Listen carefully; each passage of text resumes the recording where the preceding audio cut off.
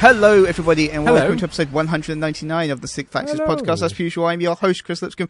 Joining me this week is the ever-present Lewis Gaston. You alright, Lewis? What? You're just not going to say anything? Huh? Oh, we're nearly at episode 200, and you haven't changed. Who? Also with us this week is TSA writer man Dave Irwin. Hello. You alright, Dave? Not too bad. Excellent. Is that your official job title? Writer man. I think that's probably it. Contributor, somewhere. I think it's contributor at the moment. I don't fucking know. Oh, yeah, but that's like the WordPress thing, and then there's like an actual staff list that might just say you're a writer. I don't know. I'm an editorial contributor. I don't know what that means. I think it's out of date, actually. Editorial contributor was a thing we made up when I kind of moved away from doing stuff. We just made up some. We were like, fine, that. So it's great. Kev is not here because he is in Japan, but it was his birthday this week, so happy birthday, Kev. Happy birthday, Kev. I hope you Happy birthday! Hope you had a wonderful time. Alas, he will not be back for episode 200. We did try desperately to arrange it so it all worked, but at the minute he's not going to be here. Is this episode 200? This is 199. Next week is 200, but right. he's not back next week either. Because He's decided to stay in Japan? Well, he's there for a fortnight. Oh, is he? I think if he flew all the way to Japan, you probably want to stay a while. It's a long way. I hear it takes a while to get there. There's a lot to see. Well, I just mostly hear it takes a while to get there as well. Depends what mode of transportation you would choose. Yeah, if you use teleportation, pretty quick. Yeah. Nippy. Instant, you could say. Twitter hellos. There was some Twitter hellos, stuff going on there, the Twitters. We have had, who said hello? Ron McFatty said hello. Hello. Jasnam says hi for later. Hello. Ashwood did not say hello. He asked a question, but sickeningly, he didn't say hello. Not saying hello to him then. Joannis did say hello, but it's not showing up on here. But I think maybe he said hello to me personally. I can't remember. And also Kevling says hello, obviously. I'm surprised that he got it in time. Yeah, Kevling said hello, but on time, which is incredible scenes. Anyway, it's time for the news.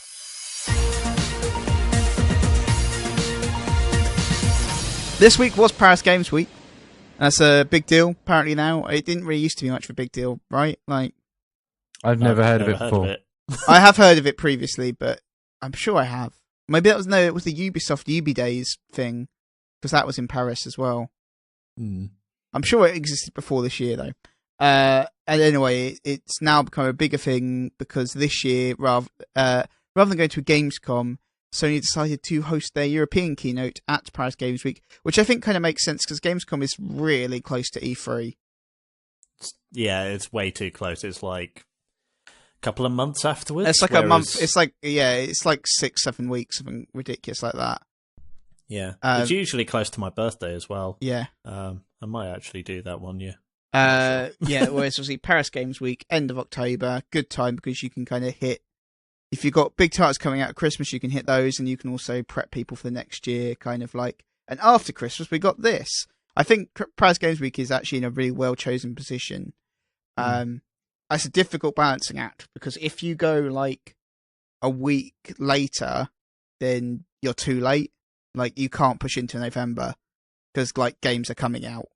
Like, as it is, it's right on the borderline. Like, games are coming out, and they're right on the edge of it. But lots of stuff came out of Sony's event. You remember Kara from that, like the Quantic Dream tech demo thing from a few years ago, where she was like a robot on that. Yeah. I thought I'd recognised her. I was sitting there watching the trailer going, I've seen that bit before. They've done this already. Yeah, so she was like a robot, and then she was like, I've got feelings. And they're like, fuck you, Kara. And like, yeah. And she's like, fuck your fucking feelings. All right. You're a robot. Sort it out, love. We made you. Yeah, exactly. Shut up and sit down. But evidently, she doesn't get, like, destroyed or whatever by that. Because something like destruction or memory wipe is implied in the original trailer, if I recall. Like, I from what I can remember, things don't go well for her. But evidently, she survives and basically escapes into Deus Ex by the look of it. That was my general feeling, is boy, this looks a lot like Deus Ex. At least the world, the world she's escaped into looks a lot like what's the new one? Mankind Divided? Is that what the new one's called, Dave? Yeah, Mankind Divided. Yeah. Yeah, kind of it doesn't look obviously Quantic Dream, so it looks absolutely gorgeous. But like a lot of the art cues in the world look very Mankind Divided-y, which is I found quite interesting. But yeah, the principle seems to be that she is she's a cyborg who has feelings, and she's possibly trying to free cyborgs or something, or work out what it means to be human. He kind of said work out what it means to be human, but the trailer heavily implied she's going to lead some kind of cyborg revolution. If that all the other robots were jealous. Yeah. So I'm looking at the trailer at the moment, and it kind of resembles something out of one of the Doctor Who episodes. Yes. Yep, it's a little bit Doctor Who-y as well. It's just the fact that every single human has this little circle around their face. Yeah. I don't know what's up with that. It's interesting in a way, though. It looks. Oh, what, the little thing on their cheek?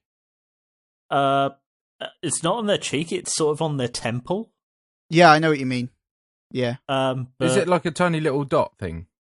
It's like a little circle. I don't remember that. I remember something, but I remember it being like. Well, it's in the logo eye. as well. Mm. So I'm looking at the trailer at the moment. It looks like it's some kind of like cybernetic enhancement or something in a way for people. Or is it on the people or is it on the robots? I think it's on both. Yeah. Whether there's a lot of ideas I like in this. Google. I really like the robot parking bit. That's pretty cool. Where you just the bus stop for robots. Where you're just like, I've got to go to a meeting. Wait here, cyborg dude. I'll pick you up later. Which, yes, they are meant to be unthinking machines, but they still look like humans, which makes it feel just really fucked up. Which obviously is the point they're making. But on the other, Uncanny Valley, the video game. Yeah, but but on they're also very expensive. Yeah, they're like $8,000 in the trailer. But inflation. That couple are just like nonchalantly sat by. Oh, let's have one. Oh, but you got that's £8,000 down the drain. You got to think, Lewis. Inflation. No, £8,000 might be like a tenner. Who knows? I'd hope we get to a point where they just keep the amount low. Yeah. Like change the price of things so it costs more, but keep the money the same. I don't want to be looking for £1 million just to buy a loaf of bread. That is inflation. If the prices go up. No, but just prices can go up and stuff, but let's keep it down. Let's just devalue the currency rather than inflate the prices. Oh, okay. Yeah. Both of those are bad. You shouldn't do either of those. No, but if we're going to do it. All right, fair enough. I don't really respond to that. This game looks interesting. We don't really know what it's going to be. It's a Quantic Dream game, so the gameplay will probably be in some way deeply disappointing. Yeah. I did say when I saw the trailer, I said, because I am a fan of Quantic Dreams in terms of their ideas and their ethos and what they try and do. How stuff looks as well. Like, you can't fault them for how stuff always looks fucking incredible. I just hope that their ability to pull off the story and the way it plays is, dealt with. I'm not a massive fan of their games personally, but that's mostly because I'm more gameplay orientated. So I found Beyond Two Souls quite disappointing as a result. But it looked nice and it was well done, but also it's not my game. Someone needs to take away David Cage's Beginner's Guide to Philosophy book. Because, it's like, we're going to explore philosophical ideas. You're like, you're not really, are you, David? You're going to say you are, and you're going to say some stuff that sounds like philosophy, but I know philosophers, and it's not. It's not, is it, David? You're just saying things that make it sound clever. So Nietzsche for dummies. Yeah, exactly. It's just like, all right, we're going to explore what it means to be human, are we? Okay. It's such, well-trodden territory as well. So, yeah. Yeah. Well, that's also why I referenced Blade Runner. You might as well go whole hog. Yeah, it's like this seems a lot like Blade Runner, and also like exactly the premise of the Deus Ex game that's coming out at the start of next year. Like literally that exact premise, except it's instead of it being robots, it's like what if a lot of people had cybernetic enhancements and then they were seen as second-class citizens? Which also I find super weird about Deus Ex. It's like, what, the guys who are clearly better and have, like, super powerful robot arms? Yeah, they're the second-class citizens. Fuck those guys. The guys who could kill us with just a snap of their fingers, they're second-class citizens. Yeah, I find that very odd in that. They're the victims. Other stuff that went on. Wild looks fucking awesome. Riding bears into battle, I'm sold. Yeah, you're a shaman. You can possess stuff. Possessing stuff, big part of this conference. Weird. Like the What Remains of Edith Finch as well. Heavily into possessing things. Odd theme. And also jungles. Jungles and possessing things seem to be the hot topics in games at the minute. But yeah, Wild looks really good. It's so good. You play as a shaman. You can possess things, and then you go and speak to a snake god. It seems pretty interesting. I'm really intrigued by the whole flying around as an eagle. Yeah. And how that handles. Yeah. Well, there's just a lot of really interest. This is like where we kind of mock David Cage for his like interesting philosophical ideas. That's the word I'm going for. This actually has what looks like interesting game mechanics, like gameplay mechanics, rather than like asking interesting questions. This is like, what happens if you ride a bear? You're like, it's fucking sweet is what happens. I get to ride a bear. Oh, it's amazing. That game looks incredible. I haven't seen this one. I might have to keep an eye. Look. The dude like have a look at you play as like a shaman, and you whiz like your big staff around your head, and you summon an eagle, and then you like meditate and possess the eagle, and go and get a snake because you need a snake to sacrifice to some dude, and then after that you're like, oh, I need to go to a place. How do I get to a place? All right, and then he like blows on his staff like a trumpet, and a bear just turns up, and you're like, yeah, all right, bear, and he just rides on it. The best thing, though, in terms of gameplay that I saw is when when the shaman is infiltrating that camp. Yeah, as a rabbit. He possesses a rabbit to sneak through the cannibals without getting detected. And then he possesses a bunch of ravens to go and distract them whilst he goes in beating things up with his bear. It's amazing. It's awesome. And also, imagine, I know they're cannibals and they're kind of dicks, but also imagine if you were those cannibals. You're like, okay, we're chilling out during our cannibal ceremony. Oh, God, ravens. Oh, it's a bear! It'd be terrifying. There's a dude riding a bear. Run for your life. Yeah. I'd be more worried about the rabbit. Yeah. And then I kind of like never trusted rabbits. Then he kind of goes to this snake temple and speaks to a snake god, and the snake god is basically like, "Fuck off, shaman, you're a dick." And yeah, it's a weird ending. But that snake god seemed like he didn't have any time for the shaman at all. She. Sorry, yes, it was a woman, wasn't it? Yeah, she did. That was definitely a female. No, you are correct. But yeah, she didn't seem like she had any time for that shaman at all. No, she was like, "Yeah, fuck off. You want me to cure some guy? I've got stuff to do. Jesus You want Christ. to learn how to make this antidote? No. Yeah, this antidote, it's not for you." Yeah. I was half expecting it to go all potion seller on the guy. Yeah, it's like it comes at a terrible price or something. I don't know. Gran Turismo, that was also there. Gran Turismo Sport, not Gran Turismo 7. Very explicitly not Gran Turismo 7. This is apparently going to be somewhere in scale between like a prologue game and a full Gran Turismo game, but kind of like Gran Turismo Academy. And also now Gran Turismo is associated with the FIA, so you can like win real trophies in Gran Turismo, which that was by far the craziest bit of this entire press conference. You can what? You can win real trophies by playing Gran Turismo? Yeah, so the FIA, who regulate all the motorsports and stuff, like if you are the best at, I think if you're the best at Gran Turismo Sport or something, then how the fuck are they going to police that? I don't know. Well, it's like esports. Yeah, I assume you go to tournaments. I don't know. But anyway, it's just esports. Yeah, but anyway, That's all it is. But if you're the best, but it is esports. But what's cool is it's like it would be like if you were the best at FIFA, you got to go to the actual FIFA awards. That would be embarrassing. Yeah. I would be embarrassed. So that's what this is. If you're the best, you like go to the same place that like Lewis Hamilton's going and stuff. And he'll probably be like, "You're no real racing driver. Get out." Yeah. Well, he would have a point. Because I always found that GT Academy was actually really interesting, where if you're the best at that, they tried to win real race cars. And some of the people who won GT Academy were actually pretty good racers. And that seems interesting. This seems weird. Yeah. But anyway, it's just a stopgap between now and GT7. Yeah, but I think they just wanted to get a little bit more interesting where they're prologue games, which is fine. I'm fine with that.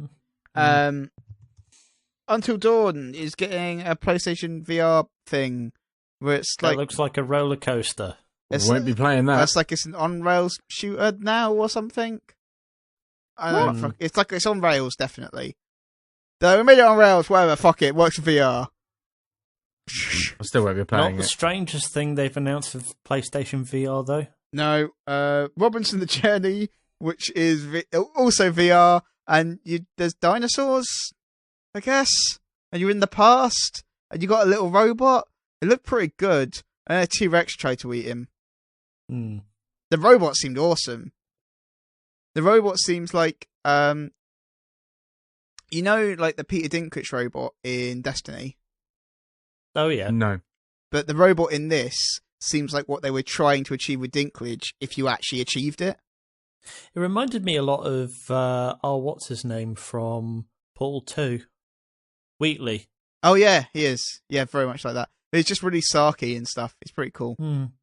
He's like, do you want to play a game? The game is do exactly what I say, although you won't die. My name is not Robinson, it's Simon. Yeah, it's just like, all right, do you want to play another game? Yeah, this time it's Run. It's great. I like him. He's cool. I'm on board with him. Okay. Right.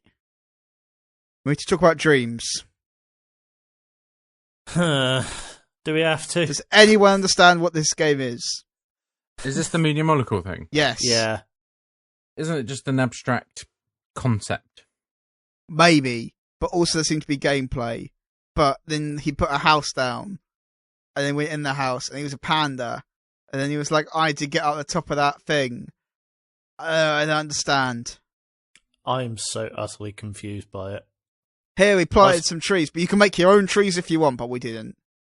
Here's us playing with toast. That was the end, I think. No, cake, sorry. Oh, that guy. I saw their game. That looks their weird. little trailer that they cut for, I think it was like a director's cut or something of the trailer. Yeah. And they were explaining a few things like how players can, I don't want to get this wrong, so I might get it wrong, but how players are able to like possess a character within the game, wander around as said character, set up their own rules for each of their so-called dreams. And I was just listening to this and just going, you're making this sound more complicated than it actually is, aren't you? Yeah. Because I'm confused by what you're saying here. The guy who looks like Sean Bean. Very weird. Seriously, have a look at the video of that, because the guy definitely looks like Sean Bean. I will. Sorry, I was just watching Wild. Anyway, what else we got going on? Don't want to talk about dreams. Don't understand it enough. Tekken 7 is coming fucking to love Tekken. PlayStation. Prequel. Tekken is shit. Yeah, it's gonna be a prequel. It's gonna be sweet. How can you have a prequel to a fighting game? I don't think it's a prequel. I think it's just going to have or flashbacks references. Or yeah, they said they're going to explain what happened before Tekken 1. Yeah, because it's got Heihachi's wife in it. Yeah. And she's like, I love you, Heihachi. He's like, why? He's a massive arsehole. I think she's probably going to be more of an arsehole. Presumably. I'm not entirely sure, but... it's like, we're going to reveal the secrets. It's like, well, you're going to reveal why they're all fucking demons finally, because that is kind of weird. We would like to know. And apparently it's getting PlayStation VR support. Yeah. Which I don't understand. It immediately made me think of the first-person mode in Tekken 2. Oh, yeah. Which was an Easter egg, and it was unplayable. Yeah, so, that's not good. So, yeah. What else? They showed Horizon Zero Dawn footage. It looks fucking amazing. I'm buying that game. It looks absolutely incredible. I've not actually watched that yet. I'll watch that after the podcast. Oh, boy, that looks really good. Also, what one's that? Horizon Zero Dawn, the robot dinosaurs. Oh, yes. The thing they showed off E3, was it? Yeah. Looks fucking sweet. Like it's set in the past, but actually it's in the future. With, like destroyed cities and stuff. Yeah, set in the super future kind of thing.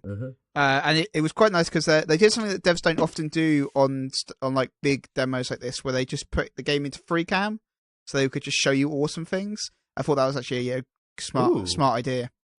So actually showing, what the world's doing at that particular time. So it's more like, all right, what we could do is to go put this into free cam so you can look at this big dinosaur thing we've got in more detail, so we can like show you, here's what you need to do to attack it, here's this. So it kind of showing you need to learn the different enemy types and how to attack them properly and all that kind of thing.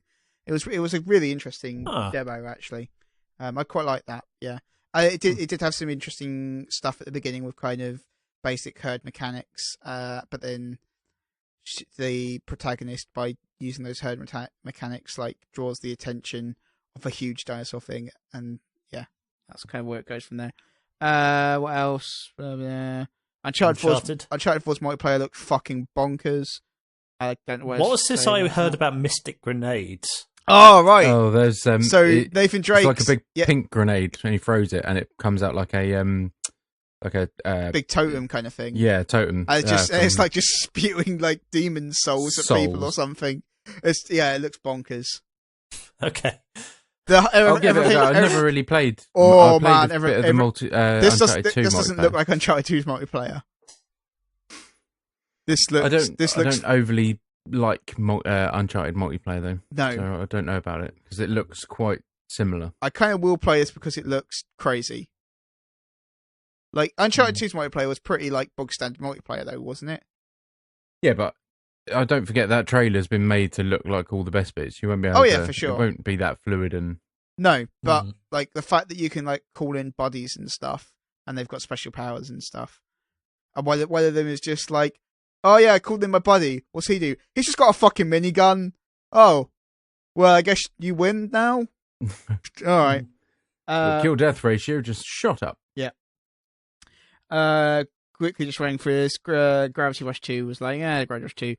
Drive Club got bikes, and also the announcement that is going to support PlayStation VR, because obviously it is.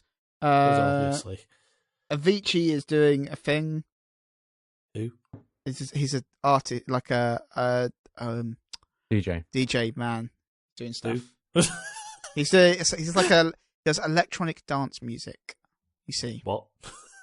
Sorry, I'm not into that sort of thing. I'm not. I know vaguely who he is, but only because we have Radio 1 in the office. His first album's really good. What else is going on? No Man's Sky. No Man's Sky is released in June 2016, and they were like, "Here's another trailer for No Man's Sky." You know what? Actually, this is? Showed proper gameplay. Yeah, for a little bit. Like it's a shooter, stroke space combat sim, stroke exploration game. But it wasn't new footage. To be fair, we've seen that for. They've showed gameplay before. They've showed bits. I don't think they showed the fact that you take a gun onto the planets before. Because you can shoot up the ground and then the robots come after you. Yeah, exactly. Oh, really? Yeah, I think that was at E3, and they did something. Oh, I missed that. They did loads with IGN as well. Yeah, IGN did a month with. Did some similar stuff on when he was on Colbert the other week. He's on Steam Colbert. I haven't seen that. That explains it. Okay. Did some stuff. Matterfall got announced, which is a new game from Housemarque.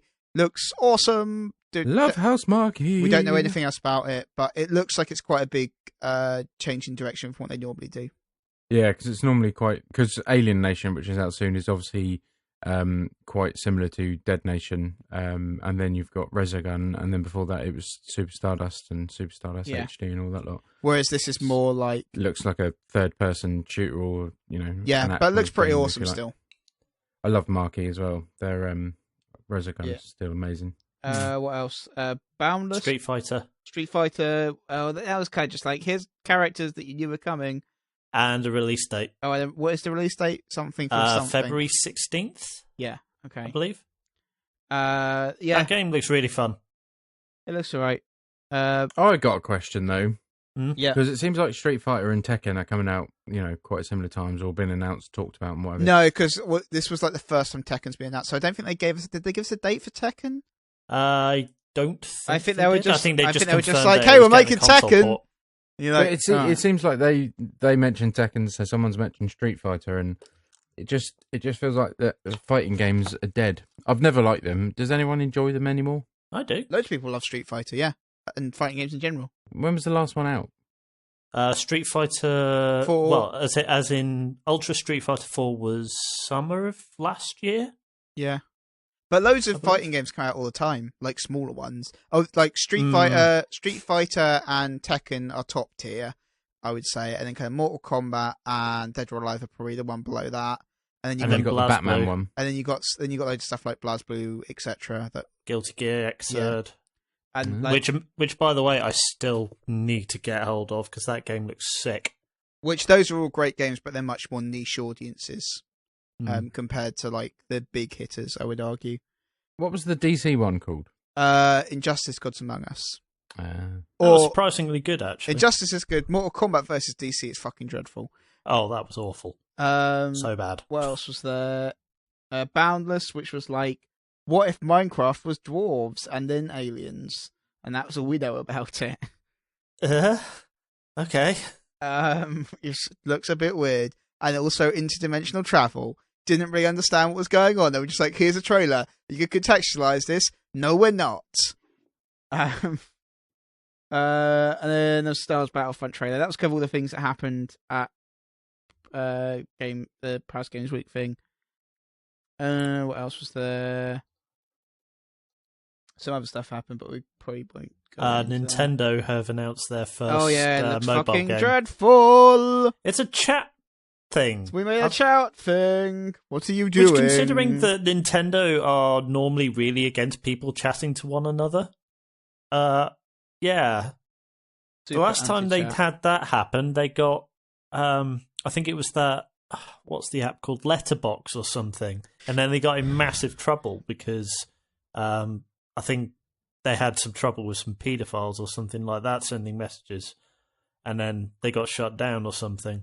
I can't remember exactly. Sounds 100% like something that would happen to Nintendo. Mm. When they tried to do we tried to do an internet thing. People like internet things. Oh, we did it badly. It's like, yes, you did, Nintendo. Oh dear. You didn't mean for it to become porn. Yeah. Also, it's not a game, so yeah, they're just like, we made an app. You know, why? You've got all these games you could make. It's like, but what people really love is Mii's. And it also seems to be implied that you can't import your Mii from your Wii U or whatever. Just like, that's silly.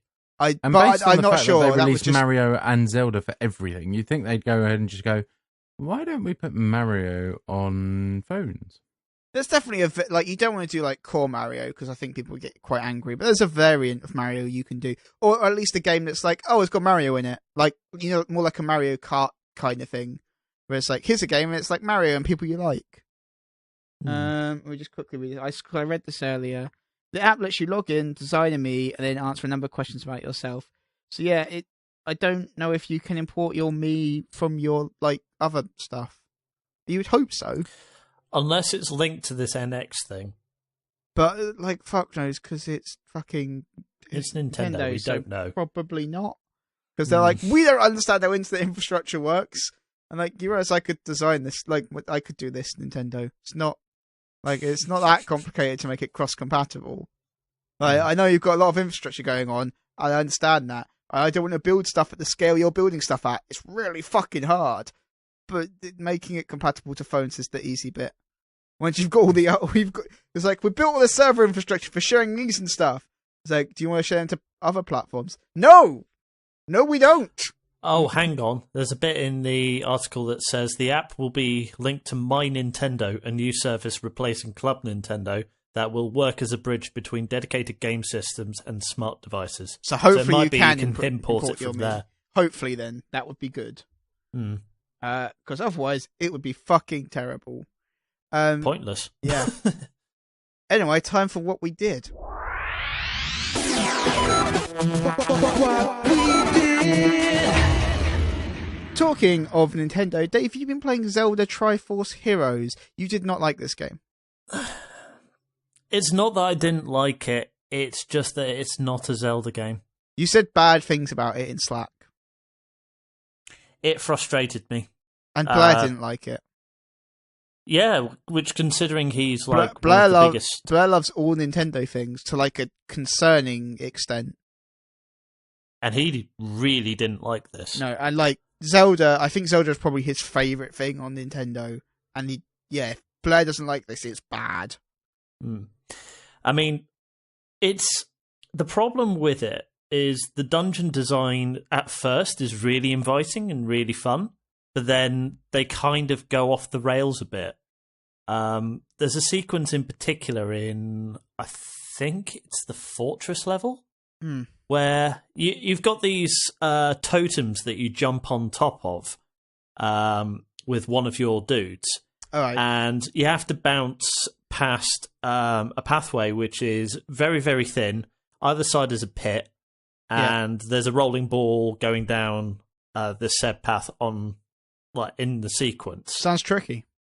But you can plow through it if you have the totem and just go up the path, and then there's a place where you get off. If you somehow manage to leave both your other dudes back where the totem was, where you got on top of the totem, and you step off the totem at the other side of this rolling ball bridge, you can't actually go back because you actually need more than one player in order to get up onto the totem to go back for the other player.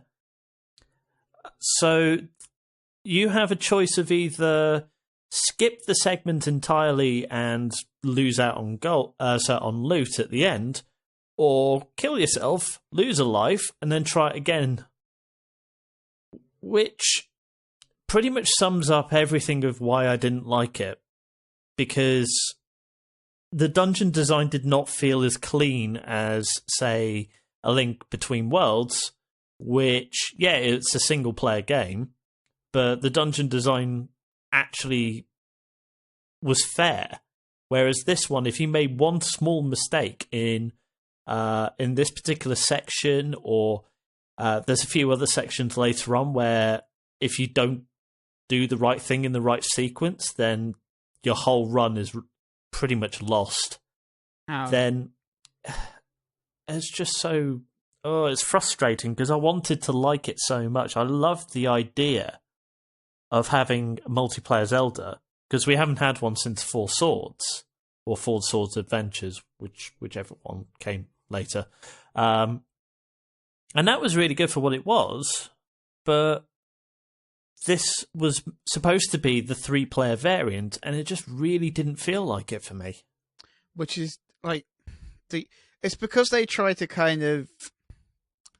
From what I understand, that it's kind of spun into a whole thing where, like, the fact that you're a trio is kind of core to the experience.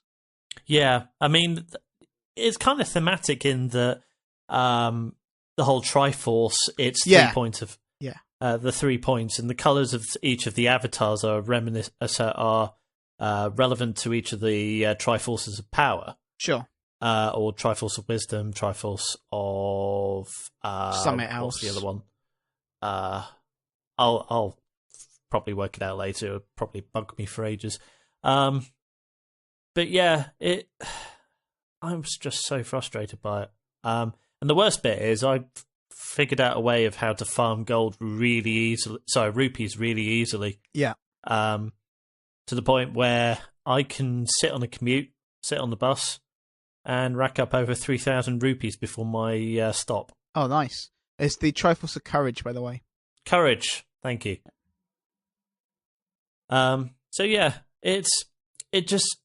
And the worst thing is, it feels like a stopgap, because we've not had a proper Zelda game since Skyward Sword.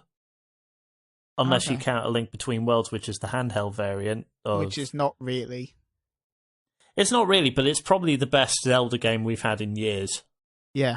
But like that new one is coming at some point, right? Or do we now think they're going to save it for the NX? I think they might do a Twilight Princess. Oh yeah, that's probably what. Yeah, that would make sense.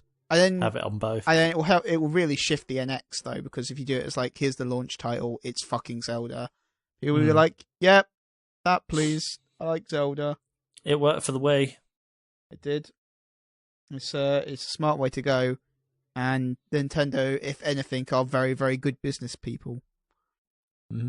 They might be bad at a lot of other elements of the games industry, but they're very good. They're very good at the business side of it, and also making games fun.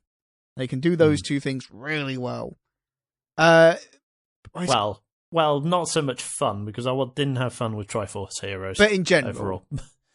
In general, though, yeah, okay. But this really did feel like a stopgap. Yeah, this is a rare miss for Nintendo in terms of, like, is this fun to play stakes.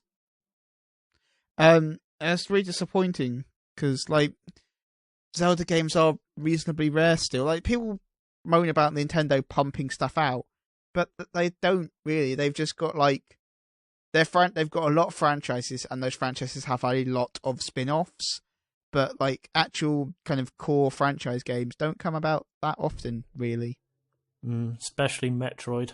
Grumble. But, like, Metroid, Zelda, and Mario, like, you get maybe one a generation kind of thing. I think we've had 2 Mario games. But one from each family of stuff. So there's new Super Mario Brothers, and there's the other one, Super Mario 3D but World. the Wii had Super Mario Galaxy 1 and Super Mario Galaxy 2. Oh, that's true. That did, yeah. But that's also kind of an exception. You don't get... And also the Wii went on for fucking ever. So that's not that surprising. As did all of the last generation consoles. They just kept going. It's a shame, really. But anyway, I'm going to talk about Kingdom, which is completely different. Kingdom is a 2D pixel art game, so Tough Guy hates it automatically. Wherein you are in control of a king or queen, and you ride around on a horse, and it's a sim management game. So instead of like in SimCity or something like that, where you would have a traditional kind of top-down god overview of everything, and you're fairly omniscient. Here, if you want to upgrade one of the walls surrounding your little kingdom, you physically have to ride your horse to it and spend gold by like pressing down on your arrow keys. That's what I was looking for. Yeah, because it's all controlled on the arrow keys. It's really simple. It's probably one of the simplest games I've ever played. In fact, in that everything is left, right, or down. That is and shift. Shift makes you run, makes your horse run anyway. It is incredibly simple, and I fucking love it. It's really hard. Teflon moaned about it because I think he found it very difficult to get past day 5. Because every 5th day, you get a boss wave, and this is what happens at night. Where basically, so in the daytime you're building your kingdom up. You have gold is the only resource in it. You can use gold to upgrade stuff, but to upgrade or build stuff, you have to have builders, and to get builders, you need to have people. So you get people by giving them a gold coin, and to turn them into builders, you have to spend 3 gold coins to get some hammers. Or you can go find like a trader, and the trader will come into your camp, and for 4 gold coins, will fill up like one of the. Basically, you can as the furthest I've got in the game is you have builder dudes, you have arrow guys, and you have farmers. That's it. And each of these has like a little stall in the town, like a little market stall. And if you go and find the trader, he will come and fill up one of those market stalls with like 4 of the item they sell. So the builders get hammers, archers get bows and arrows, and farmers get like a scythe. And so basically, all farmers do is they earn you gold. They go and basically convert like wheat and grass or whatever it is into gold. Archers are quite interesting in that they have a dual role, and that's in the daytime they'll go hunting, but at the nighttime they help protect your kingdom, and I'll explain that bit in a second. And finally, builders, they build stuff. They have a slight defensive role at some points, because you can use them to you get like catapults, and they're the ones who set the catapults up. But they're not really in the fight, and basically if they get attacked, they're done for. You can also get knights if you get far enough into the game, but I've only managed to get that far into the game once, because it is brutally hard. And the reason it is hard is, so in the daytime you're building your stuff, and you also have to go and explore, because if you explore, you can expand your kingdom. You can find things that will like power your archers up. So there's like a kind of big statue, and if you you kind of offer gold to the statue, and it will like power your archers up for a set amount of time. I'm not sure if this is accurate, but in my experience, if you can spend enough gold to get it up to like the top tier, A, it lasts longer, but B, while it's on the top tier, because it kind of goes like the tiers run down over time, while it's on the top tier, your archers are basically all snipers and will just hit anything every single time, which is pretty cool to watch. And also there's stuff where you can kind of, if you go out, you can obviously find more people to recruit, but you could also find, for example, there's kind of like a template type thing where you spend some money and it allows you to unlock stonework. So then that's quite handy, obviously, because you start off with, you're building with your fortifications out of wood. But if you go and get the stone thing, then you can build them, you can upgrade and build them out of stone instead. And that's the furthest I get. I don't know if there's metal. I haven't got that far because the problem is you explore in the daytime, but if you don't get back to your camp by nighttime, you can get attacked. And you get attacked by these little, they're kind of like zombies, but they're not really, because they're not after your brains. They're almost like magpies in that they just want anything. So essentially they will, like, if they get hold of one of your townsfolk, if they're holding a hammer or a scythe or a bow, they will knock it out of their hands and pinch that, and then they'll just fuck off back to where they came from, and they're quite happy. If you, but then if like a second person then hits the same townsperson, they'll take that coin that you gave them off to make them your townsperson. They'll take it off them, and the zombie thing, I think they're called noodlers in like the original Flash game, but I don't think they're called that in this. They'll basically fuck off, but then the townsperson is no longer a townsperson because they haven't got a coin. The ultimate threat is if they get to you, they will pinch all your gold, and once you're carrying like a little purse kind of on your waist. But if they take it all, they will knock the crown off your head, and if they recover the crown before you recover it, then game over, because the little like pop up comes up saying can't have a kingdom without a crown. Which I kind of like. It's just a really simple game over state. It's just really simplistic. The idea here is that it's not meant to be a complex game. It's meant to be simple. It's meant to be brutal. And so kind of like, it's not the type of thing where you will have multiple saves on the go. You have one save and that's it. And there's no like main menu when you come in. You come into the game and you start playing the game and that's it. And the only menu is when you press pause and it's like resume, settings stuff, and you want to save the game, but you can't like load a different game. There's just the game you're in, and that's what you're playing. But because it's a 2D game, you're building your city out on this one plane, and I really like it because it's just so simplistic and easy. So at night, your archers will try and take out the things stealing it. They'll shoot them with arrows, and you can build like fortifications for your archers. So if you've got enough archers to hunt and go in the fortifications, that's kind of what you really need. Because if they're in the fortifications, they won't hunt in the daytime. They'll just stay in their fortifications. But they kind of start off as like, they will start off by standing on top of a rock and shooting at people. And then eventually they'll move on to like in a guard tower, and then you get a stone guard tower, and then you get like a one that's like a 3-tiered and stuff, and you keep upgrading it. And everything costs gold, and gold is the only resource, and they will go and hunt for you in the daytime if you've got people who are not in these kind of guard towers. They'll go and hunt people in the daytime, and they will hunt down rabbits or deer, and those get turned into gold for you, basically. And that's kind of all it is. You're just expanding if you've got enough gold, and then at night time, like, people attack you, and you see if you can survive the attack. And so you kind of want to like tier your defenses out as far as you can, because it will slow them down. But then if they'll only get past their defenses if they take them out, like if they basically knock down a wall you've built. So then the next day you have to go and spend gold to rebuild the wall. So it kind of all becomes this really complicated balancing act. but then maybe you want to spend the gold instead of on rebuilding a wall. You want to spend your gold on like getting your villagers back because they might have stolen some of your villagers, and it becomes this whole kind of thing, and it's really nice. It's interesting as well because what happens is the nighttime creatures, they come out like these red portals that you can find in the woods.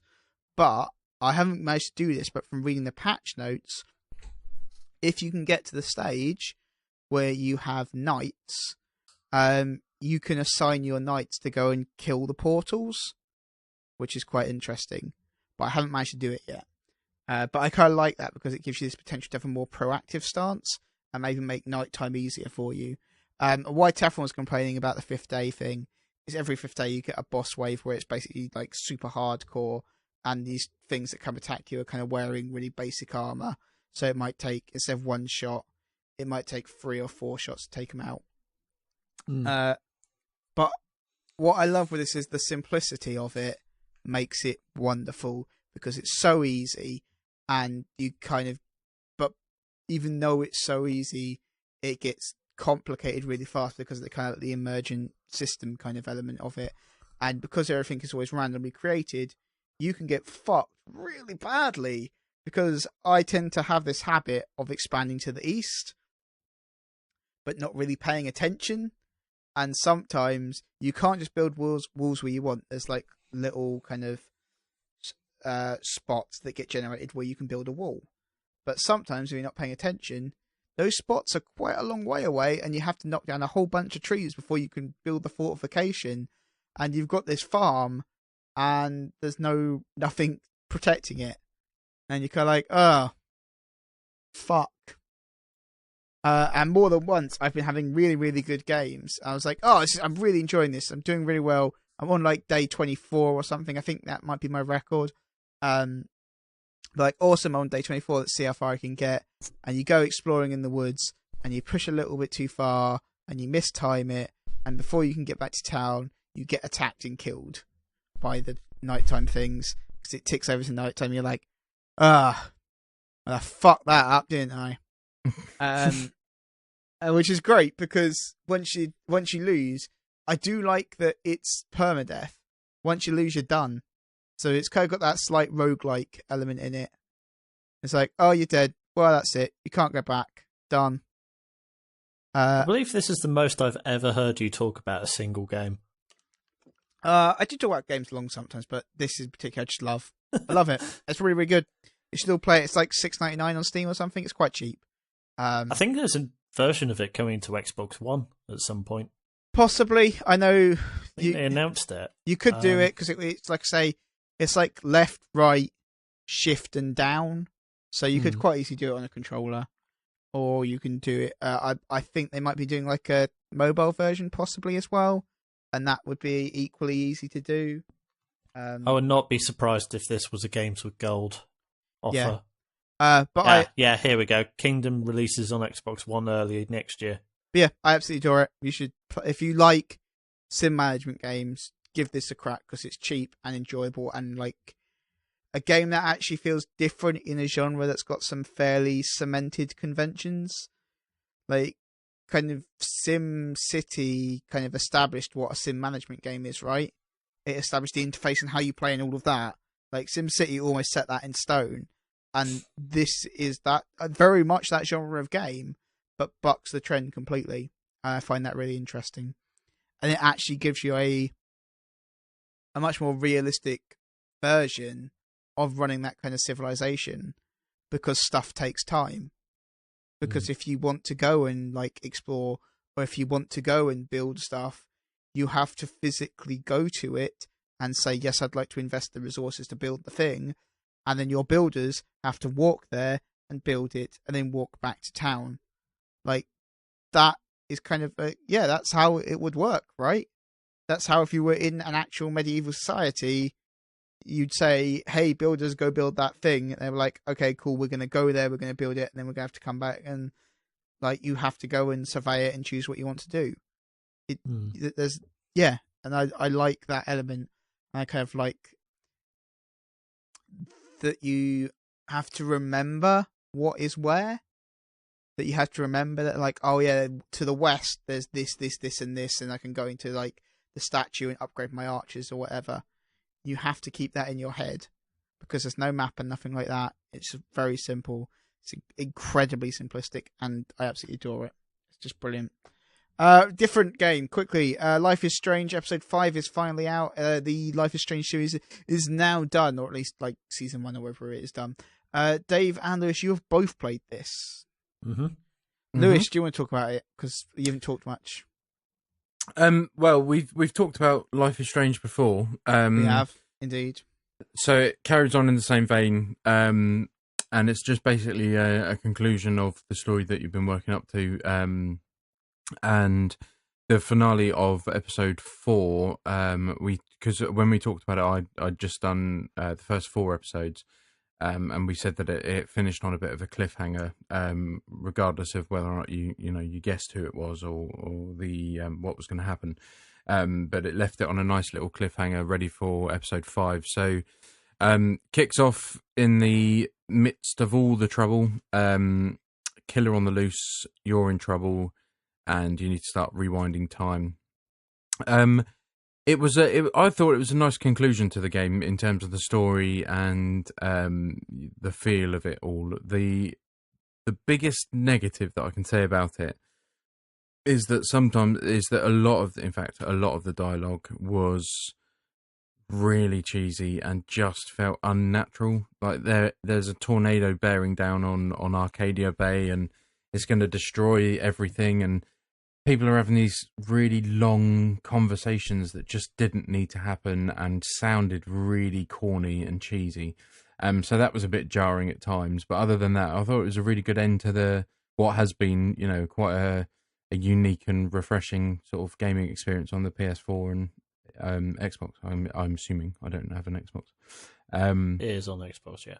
So yeah, I enjoyed it overall. I think it's if you haven't played any of them yet, now that all 5 are out, you've got the opportunity to go and play them back to back, so you don't lose any of the story. Because I bought it when it was 4 episodes had been released, and I played the 4 back to back, which was great. But even the gap between 4 and 5 was quite long, and I'd forgotten a couple of bits and pieces. But so yeah, if you haven't played it yet, go and get all 5 and do them in one go, because I think it'll be a better experience then. But yeah, it's a really good game, and I thought it finished it off nicely.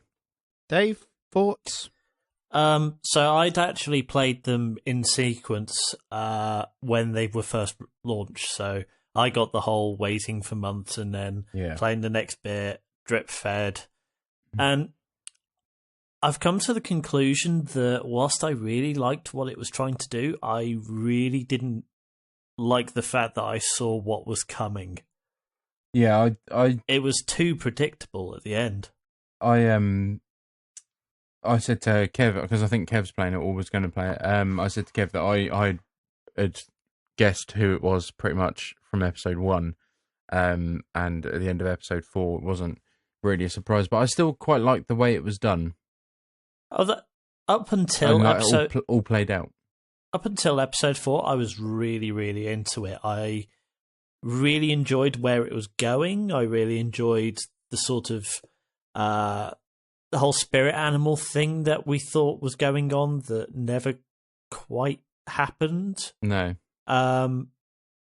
But the thing that really, really wound me up was the fact that the final choice I could just see coming a mile away from the first episode. And it made me feel like I was being taken for a ride a little bit, because I was expecting something a little more out of it, but then at the same time, there's no way it could have ended as neatly as making that particular choice. Oh, no. And it was an easy choice. Oh, it was absolutely an easy choice. I suppose, depending on your frame of mind, but I think I don't know if we can do this without spoiling it. Probably not. Let's put it this way. I picked the first choice. Okay, yeah, me too. Yeah, it was the most cinematic. It sounds complicated. It's. I think the first 4 episodes are where most of the game is. I think the 5th was there's not much gameplay in terms of walking around and interacting. It's basically a predetermined path that you just have to sort of wander through. And like I say, a lot of it is cheesy, corny dialogue. Like there's one bit where she's talking to someone. Again, I won't say any names so I don't spoil it, but she's talking to this person, and there's storms coming. They're already sheltering from all the damage it's done, and they're just having this really poncy conversation. And he's like, "You're all right, kid. I mean, you're still weird, but you're cool." And I was like, "Oh, fucking shut up!" Oh no. Just be a prick. I've just realised what you're talking about. Yeah, that bit. I was shut up. And like, there were some really cringy bits in it, and you just think, oh, come on. It's already been a stretch for me to get into the mindset of a 18-year-old American tween, and you just think this is too far. Just either fucking all die surely. Or get on with it. Either kill them all, or let's find out if we can save them, or do something. But this is a waste of my time, and that's what I felt most. So I was a bit disappointed because of that. But like I say, it was more drawing a conclusion to the 4 episodes. So it felt like 5 was more of just a cinematic like that, most of the time. That rather psychedelic sequence towards the end, though. I thought that was quite well done. The one where she has to go through lockers and down memory lane. Yeah, no, that was cool. I wish there was more of that, because that was quite tense. There's a bit in it where we're talking about episode 5 now anyway, so I'm assuming most people have. If you want to, you're going to be playing it. But where she's rewound time so much that time is basically ripping and merging, and she has this sort of dream sequence, if you like, where alternate realities and time is all mishmashed, and you have to do various things like stay out of sight, and then you walk down a crumbling path, and you walk past various moments throughout the series, and that's quite a nice touch. It was quite a nice departure from the normal linear nature of the whole thing. Well, I'm intrigued. I'll play the whole thing. I haven't played any of it yet. That sounds really good. That is good. Also, there's a bit in the final episode where like she rewinds right back to the very start of like episode 1, and I just think, if that was me, I'd stand up right now and go, "Fuck this shit. He's a murderer. She's a weirdo. Don't kill yourself. Go to the bathroom because you need a piss," and just tell everyone what's going to happen, and then just walk out. Like, drop the mic. Yeah, that sort of stuff. That'll be a brilliant ending. It's like, done. Yeah, resolved. I don't care if the tornado comes. I don't care if alternate realities spill into each other. I'm done with this shit. And just walk out. That's what I'd do. Fair enough. Lewis, do you also want to quickly tell us about Guitar Hero Live and your thoughts on this? I know, Dave, you played this. Did you play this? What's it? No, we played Rock Band. Yeah, I can't remember if you played this as well. No, but Lewis, you have played this. I have. I went out and purchased it. Well, I ordered it from Zavvi on the 20th. It was released on the 23rd. And then Saturday night, it was like, nah, it's still awaiting to be picked out of stock. So I cancelled it and went and got it from Asda. And then Zavvi got back to me and was like, "I'm very sorry, let me check on the order." I was like, "It's fine, I've cancelled it." And they were like, "Oh."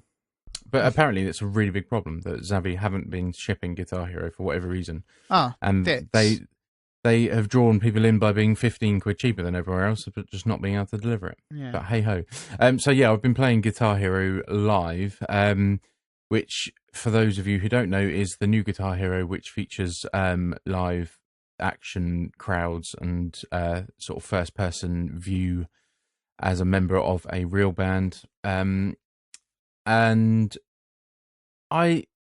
I'm in two minds at the moment. I like the live side of it because the game's split into Guitar Hero Live and then Guitar Hero TV, which is the new on-demand song catalogue. Guitar Hero Live, I like that. I enjoyed that, and I enjoyed the first-person view, and I really enjoyed the real crowds. I didn't think I would, but actually it does make a nice change to all the cartoony graphics and sort of copied and paste crowd members and things like that. It does work really well, which I didn't think it did, so I enjoyed that. The TV side of things, not so much. It's billed as this 24-hour music channel that you can play along with, and it is, but it's limited in terms of what it's got on there, and the song catalogue I just think is shit. there are a couple of really good songs on there that you would want to play, but the rest of it is crap. And when you come to play it on guitar, it's just like, oh, fucking here we go, just strum the chords, two buttons at the same time. Oh, there's like a 10-second window where you get to do a bit like actual guitar solo work and stuff like that, which really annoys me because I just think there's a wealth of guitar content out there. There's no Eric Clapton, there's no Joey Bonamassa, there's only one Stevie Ray Vaughan song. There's no which Stevie Ray Vaughan. It's not the one that was in the other Guitar Hero, so not Texas Flood. No. Oh, for fuck's sake, what is it? Oh, I can't remember. The one that was on the previous Guitar Hero was called something Baby. I can't remember that one now either. No. It's all just gone blank. But there's only one. There's only one Joe Satriani song, and you just think you'll miss it. There's only a couple of Queen songs, but they're missing all this wealth of actual guitar content, and it seems like they're just choosing modern or more popular modern-ish songs to appeal to people. But it is just mashing chords, and then you get to do an odd bit of cool solo work. But I really have been let down by the song, like to the point where you consider you're missing all of those great guitar artists, but they have made room for One Direction. Has it got and Hilary Duff? Importantly, though, and Carrie Underwood. Importantly, though, has it got Smoke in the Water in it? Nope. What? That was in the first Guitar Hero, though. Hasn't got Smoke in the Water. It hasn't got Lynyrd Skynyrd. It hasn't got Ace of Spades. These are all the songs. Like Guitar Hero 1, the very first Guitar Hero, is the only Guitar Hero that I think has got the song catalogue spot on. There's no Santana. Because there's the whole point of like Smoke on the Water is it's just it's a simple and catchy riff. But you basically you license it effectively as a joke because it's like that's the song that people play when they're learning guitar. Yeah. It's Smoke on the Water. But also, it Smells Like Teen Spirit is another one. Yeah, but that's missing as well. But it's those. Even if they're simple, like Smoke on the Water would be a very simple song to play, even on a hard difficulty. But it's that classic guitar riff that you're looking for. There's no Franz Ferdinand, and I'm not a massive Franz Ferdinand song, but that first one they did, I can't remember the name of it now. Take Me On. Take Me Out. That's it. That is a brilliant song and a brilliant guitar first song tune. I ever 100%ed on Guitar Hero. Oh, really? True fact. Love it. They haven't got any of the, I wanted Lynyrd Skynyrd, Freebird. I wanted Ace of Spades and, what was that? I think it was Guitar Hero 2. There was like a really fast one that was like a challenge and it went on for about 10 minutes. Oh, so it's one of the Dragon Force. Dragon Force, that's it. Is it Through the Fire and the Flames or something like that? Yes, that's that. That was amazing. And that's what you want to play. You want to feel, I think the point of Guitar Hero is to feel like you're playing the really cool solos or the really cool lead guitar bits, but this is just more like two black, two white, two black, so black and a white, black, and it's just, I don't know, a lot of it just feels arbitrary. You just sat there going, clung, clung, clung, clung. Here's the important question, the ever important question, whether it passes the test of being a decent music rhythm game or whatever. Does it have Electric Light Orchestra? No. God damn it. None of them, since their inception, have had Electric Light ELO in their set list. I would kill to play Mr. Blue Sky. I just imagine you sitting there just being like, it's fucking bullshit. I'll be like, looking at the set list and go, is there any ELO? Any ELO? No ELO. But that's the thing, there's none of that. I just want to play Mr. Blue Sky.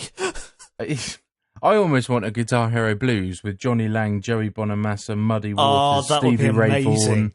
I want because that way I will feel happy in that I am actually playing. Like I will feel like I'm actually playing the guitar, which to me is the whole point of Guitar Hero. The whole point is that you feel like you're able to play the guitar, which I'm not because I haven't got the most. I got fat hands. I can't play a guitar. It's like so. The Guitar Hero fills that void of me not being able to play guitar.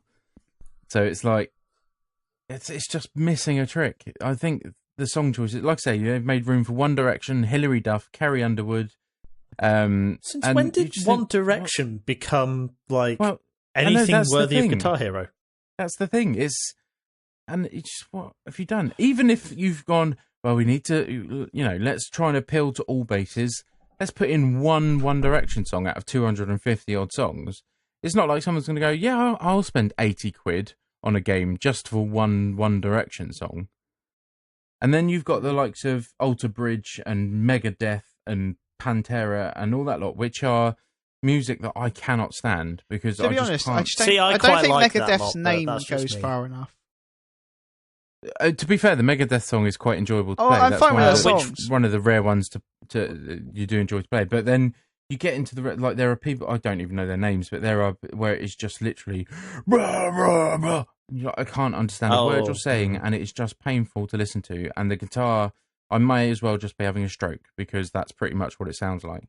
The only other positive thing it's done is it's introduced me to Avenged Sevenfold, because under the GT section, once you've unlocked it, there is a section called GH Premium, Guitar Hero Premium.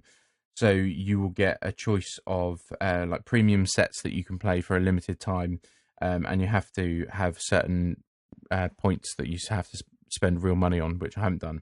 But the first one is free, which is the Avenged Sevenfold set, which is 3 songs of theirs, and the video is them live at the Download Festival.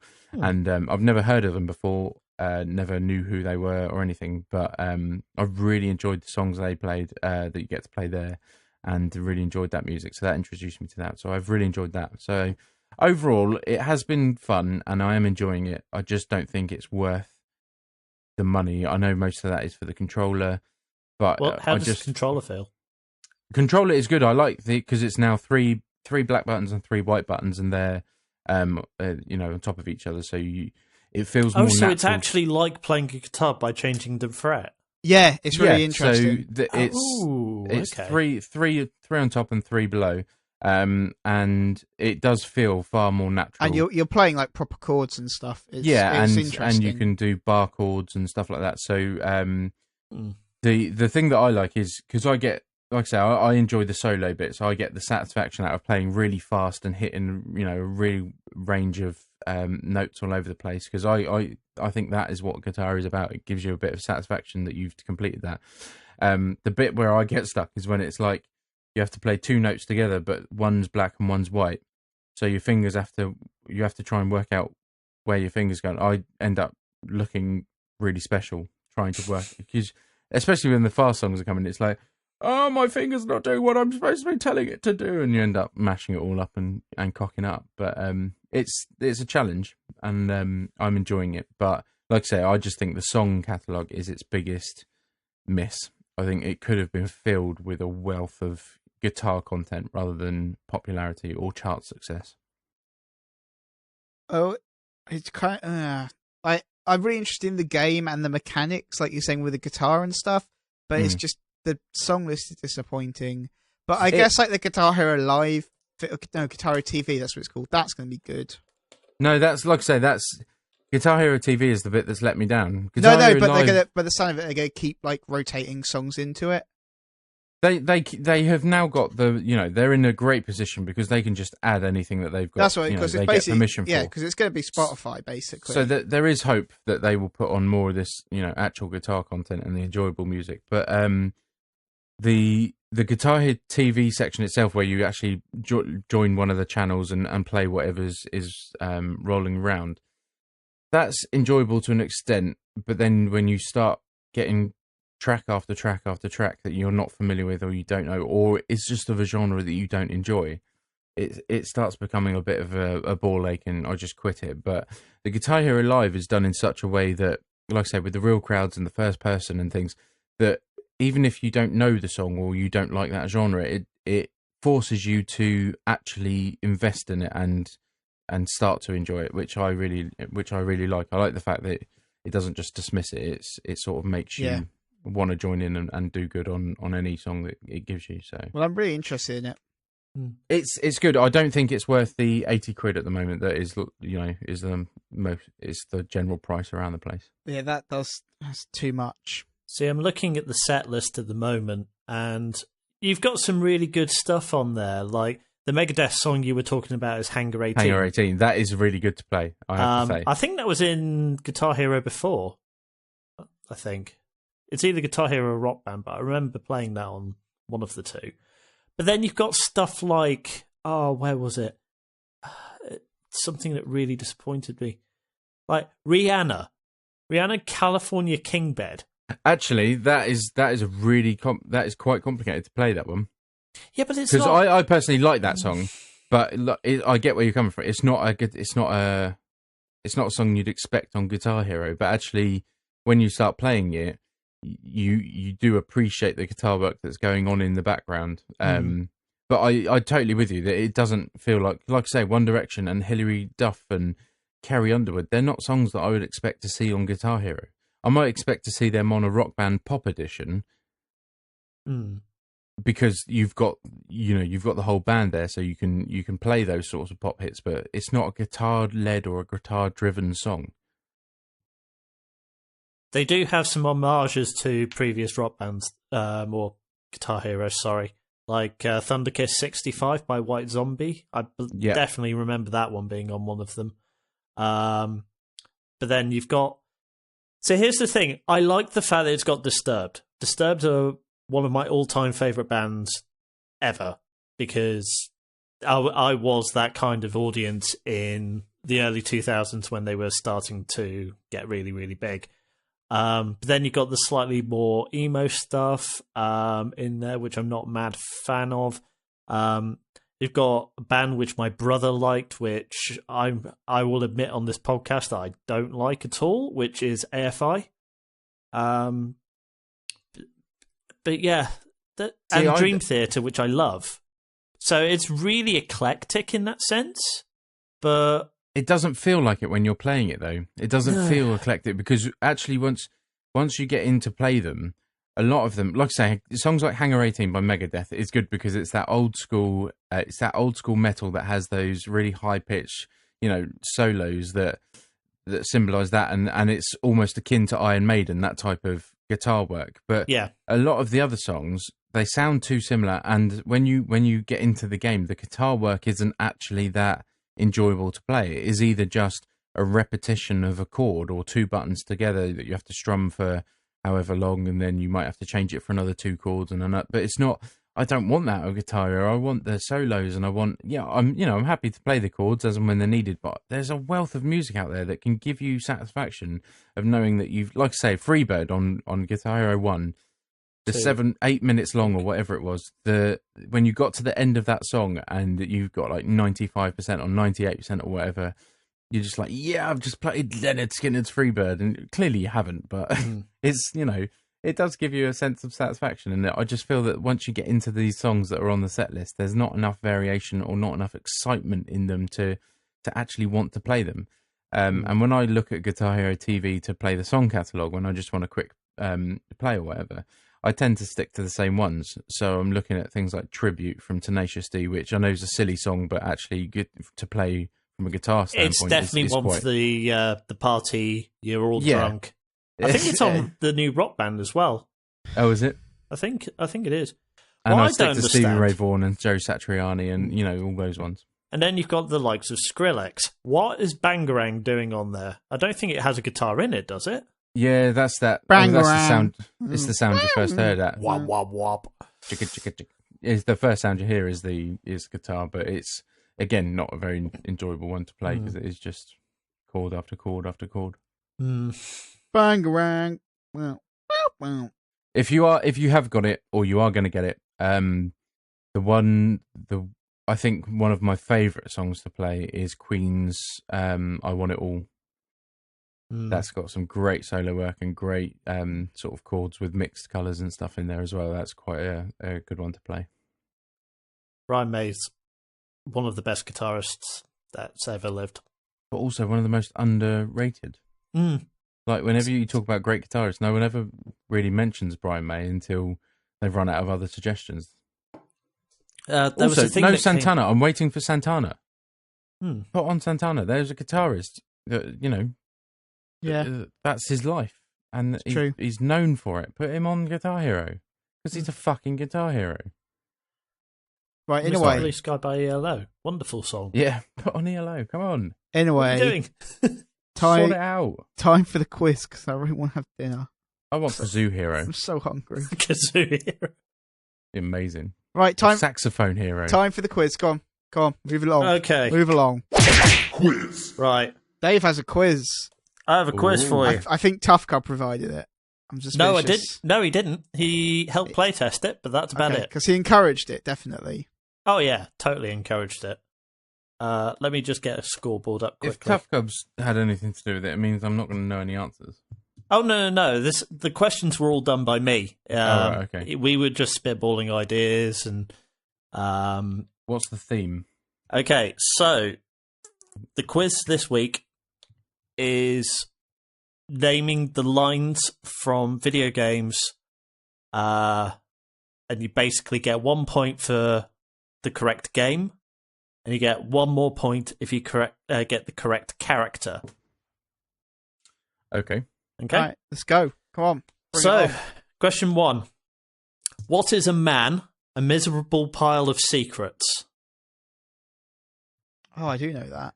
What did you say? What is a man? No, sorry. One for the game and one for the person who said it. One for the game and one for the character who said it. And you said, what is a man? A miserable pile of secrets. I've got 2 in mind for that one, but I'm going to go for this one. I'm using electronic devices today. Yeah, me I don't too. have a pen handy. As am I. Oh, fuck it. Why are you doing Last that? week, you spent the entire episode playing with your wide collection of pens. No, but I've tied it up since then, and I don't want to get messy. Question 2. Somebody set us up the bomb. Oh, what the fuck is that Somebody set us up the bomb. Yeah, I don't know what that game's called. Question 3. And I'm going to... one small rule. If there's a name, I'm blanking it. Okay? Okay. Blank. Here is a lockpick. It might come in handy if you, the master of unlocking, take it with you. Question 4. Yeah. They call me blank. I have metal joints. Beat me up and win 15 silver points. I wrote an answer, but now I just realised that I might have just put it because it rhymes with blank. And that isn't the purpose of the whole thing. I'll give you a clue, it doesn't. No. Okay, question 5. Nanomachine's son. I know what that's from. Nanomachine's son. Mhm. Question 6. You ready for question 6? Yeah. Yep. Okay. It's a me, blank. Really? Okay. Don't shit on this, Chris. It might be the only one that I actually get. Yeah, but I thought we were looking for like a specific game. You are looking for a specific game. I'm sure that's in more than... Does he not say it in everything? I was going to say, I'm sure it's in more than one game. You'll have to wait and see. Oh, you fucker. I know what it's from. Fuck he says you. It in every that's game. a dick move, and I know what that's from. Okay. Question 7. Wait, that's not how it happened. Question 8. We found a witch. May we burn her? Oh, that just makes me want a Monty Python's game. Question I'm 9. Shit. Question 9. Do you know a place where sailors hang out? And finally, question 10. Suffer like blank did? It started off confident, and it turns out probably not. Probably all I have to admit, some of these are deceptively simple. It's time for the answers then. Question number 1. What is a man? A miserable pile of secrets. Lewis, what did you put down? Well, I was torn between Half-Life but the one that I put down was Andrew Ryan in BioShock. Okay. Chris? I think, I don't know which one. It's from like one of the Castlevania games. Don't know which one. Do you get a name of who said it, perhaps? I would guess if it's from Castlevania, Alucard probably said it. The answer is Castlevania Symphony of the Night, and it's Dracula who says it in the introduction. Stupid thing with the fucking... It's Dracula backwards sometimes, and sometimes it's not fucking Castlevania. It's when he's fighting Simon Belmont in the introduction scene, with the dodgy translation, which is what inspired this entire quiz. I've never played Castlevania. Fair. Question 2. Somebody set us up the bomb. Chris, what did you put down? Right, I know it's from the All Your Base Belong to Us meme. I've no idea who says it. It's like someone on the flight deck. It's a space game, and I think it's called something like Wing Commander, or no, not that.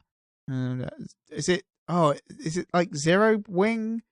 Something like that. Lewis, what did you put down? I put Bomberman. It's not from Bomberman.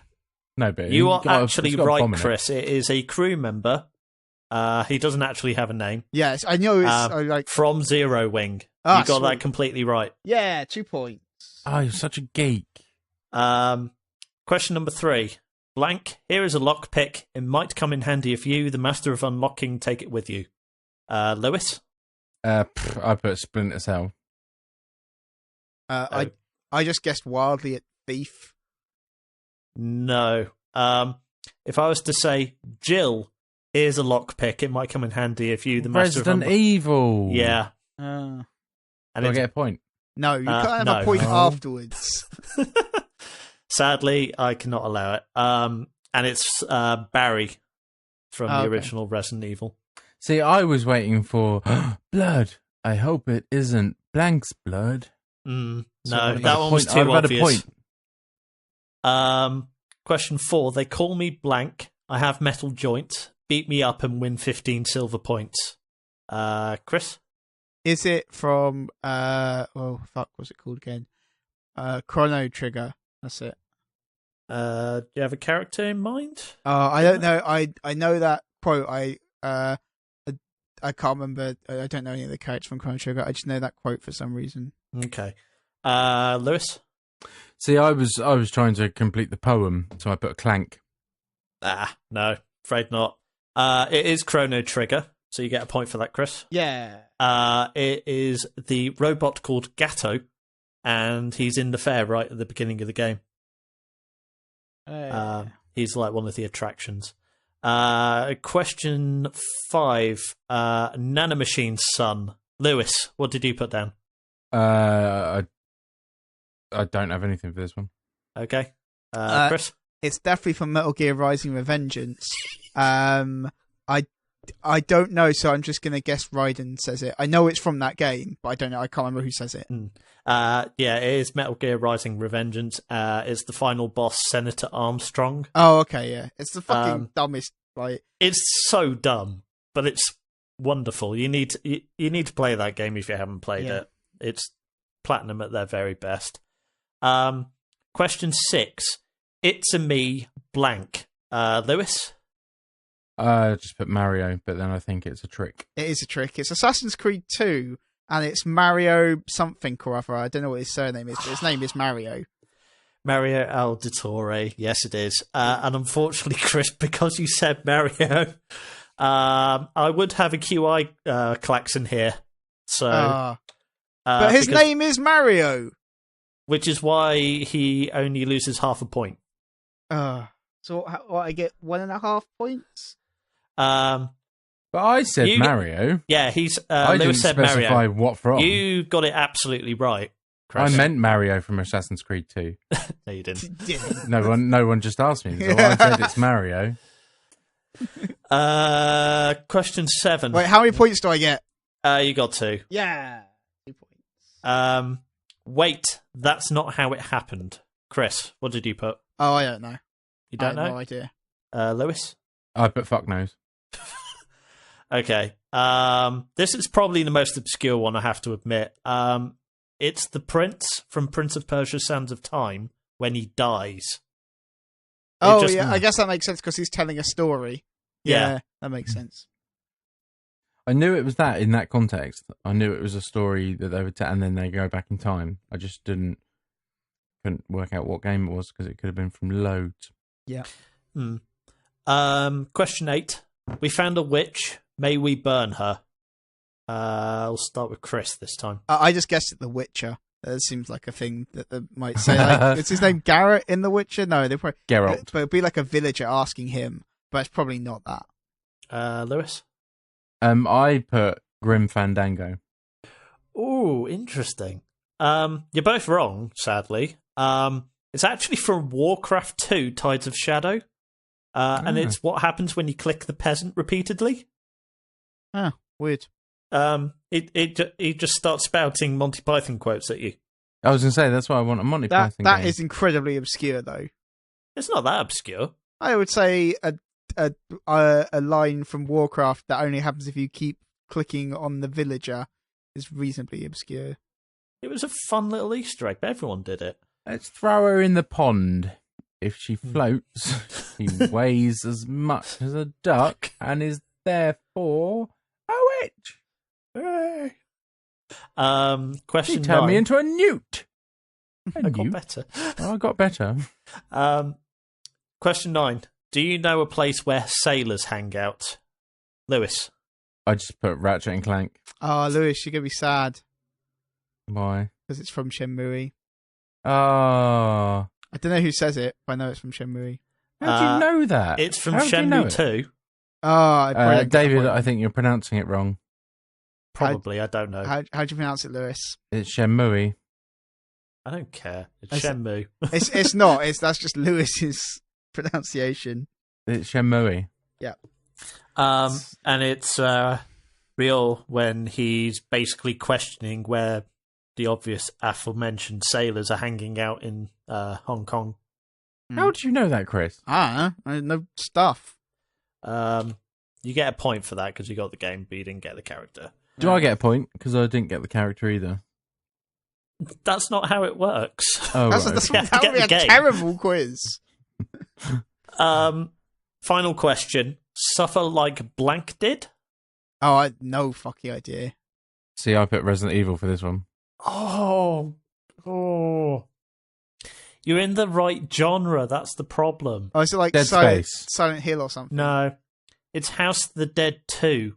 It's the first boss. Well, that's very explicitly in the right genre then.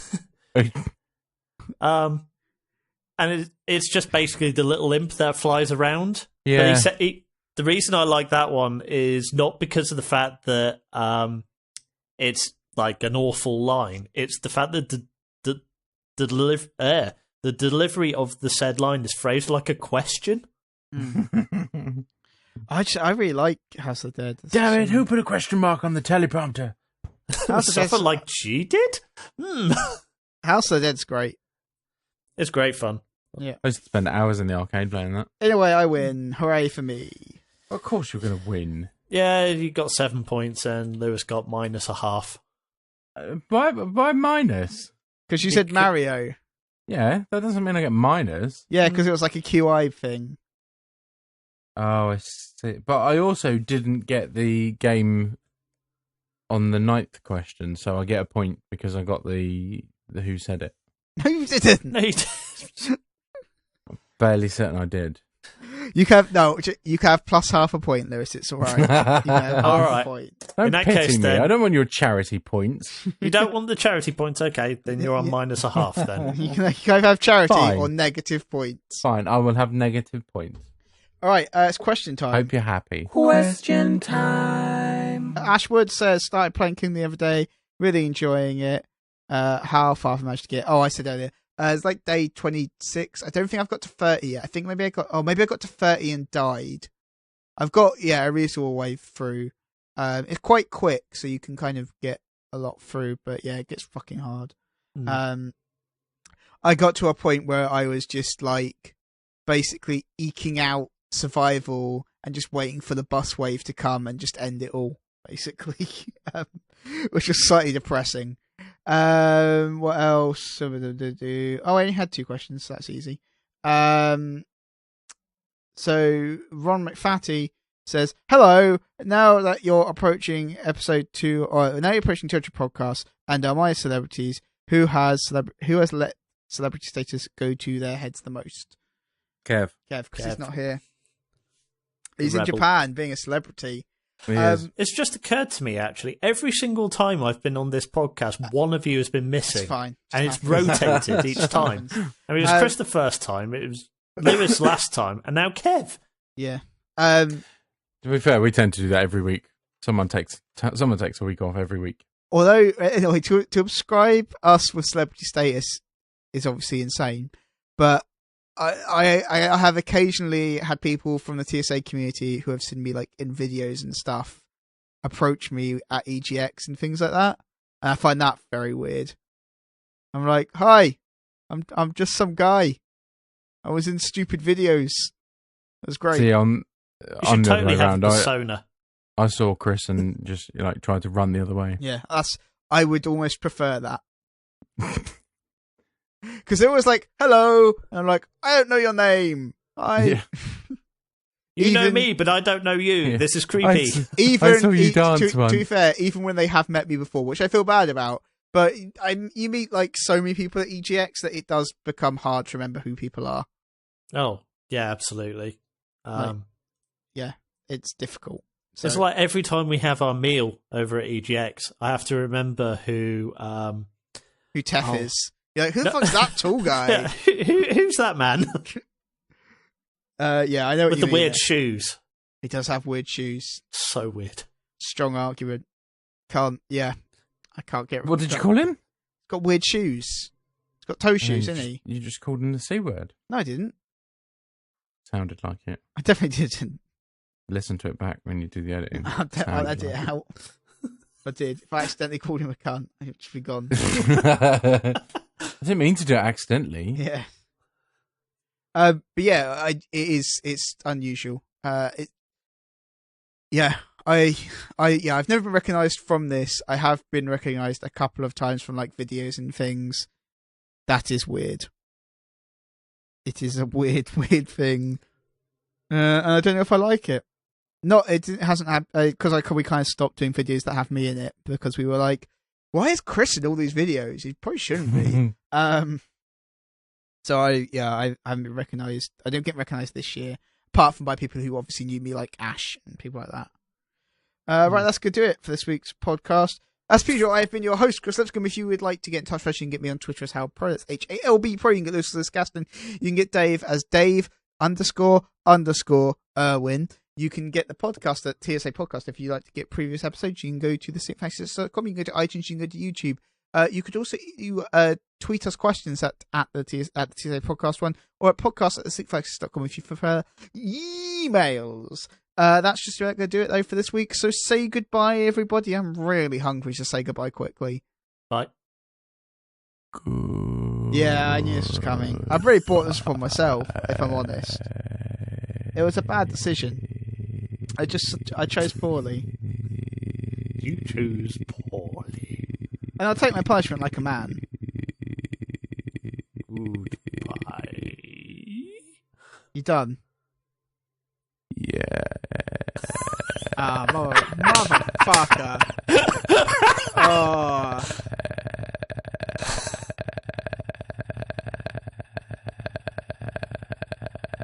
Come on, wrap it up.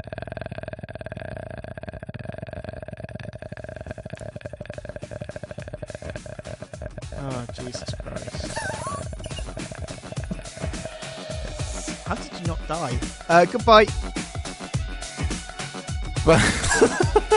Bye.